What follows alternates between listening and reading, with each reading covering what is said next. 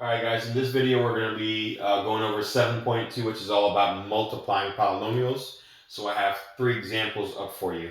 The first one is talking about multiplying a monomial and a trinomial together. Monomial meaning you have one term on the outside. Keep in mind, even though you see 2 things, we discussed this in your definitions, it's still one thing altogether because there's no plus sign or minus sign separating the 4 and the x. So this is what you call a monomial. You have 3 things on the inside. This is what you call a trinomial. So all of these are a monomial times a trinomial, right? So let's go ahead and multiply these. You guys already know that anytime you see something outside of your parentheses, you're supposed to distribute that thing, right? So here we go. If I were to multiply these 2 together first, the first thing I would do before I multiply, if I were you, is anywhere there's missing numbers, go ahead and fill in those numbers. So if there's a number missing in front of your x, go ahead and write a 1 there. If there's a number missing on the exponent, go ahead and write a 1 there as well. This is going to help you out when you go ahead and multiply.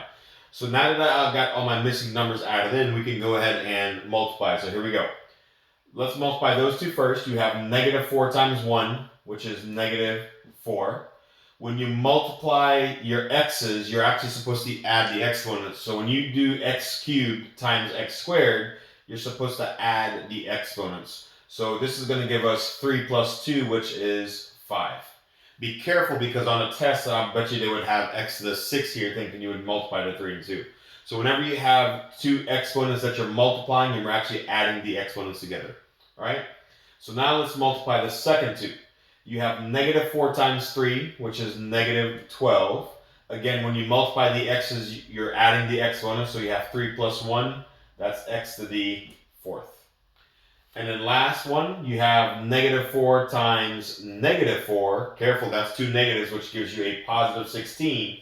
Now notice that both of these 4's don't have an x. So altogether, between the 4's that you guys see, there's only 3 x's. So that stays x to the 3rd.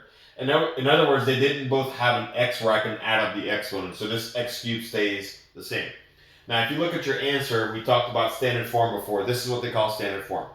Standard form means your answer should go from the highest exponent to the lowest one. So it goes 5, 4, 3. This is what you call standard form. All right, now let's go on to part B and try the same thing. Again, before I multiply, I'm going to write any missing ones that we have on both exponents and in front of my variables. So let's multiply those 2 first. So you have negative 2 times 1, which is negative 2. When you multiply your x's, keep in mind you're adding them, so it's 2 plus 2. That gives you 4 x's. Multiply the next 2 now. You have negative 2 times 3. That's negative 6. And when you multiply x squared times x to the first, keep in mind, again, add the exponent. So you have 2 plus 1. That gives you 3 x's. And then the last one, you have negative 2 times 4, which is a negative 8. Now notice both the 2 and the 4 don't have an x, so there's no 2 x's to add. So that means this x squared will stay the same. And again, our answer is in standard form because it goes from the highest exponent to the lowest one. It goes 4, 3, and 2. All right, let's try one more before we move on to example 2. So here I notice that my outside term is missing something, so I'll write a 1 there.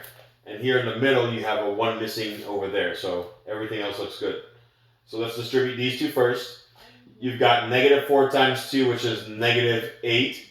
When you multiply those 2 together, x1 times x2, keep in mind add the exponents, so 1 plus 2, that will give you 3 x's. For the next 2, you've got negative 4 times a negative 3, that's a positive 12. And again, when you multiply the x's, you're adding the exponents, so 1 plus 1, that will give me x to the 2nd.